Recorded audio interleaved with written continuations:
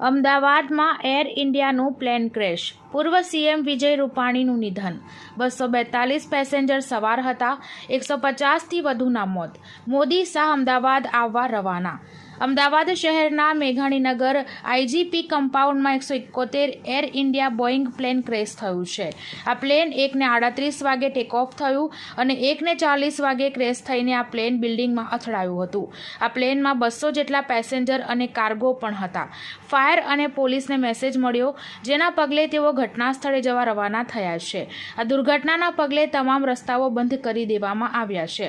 પ્લેનમાં જે મુસાફરો સવાર હતા તેમના સગાઓ પણ ઘટના સ્થળે આવી રહ્યા છે. તેમને પોલીસ સિવિલ હોસ્પિટલમાં મોકલી રહી છે.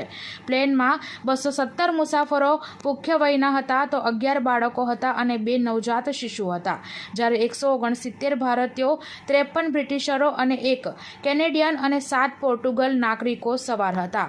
જ્યાં પ્લેન પડ્યું તેની પાસેની બિલ્ડિંગમાં પણ આગ લાગી હતી.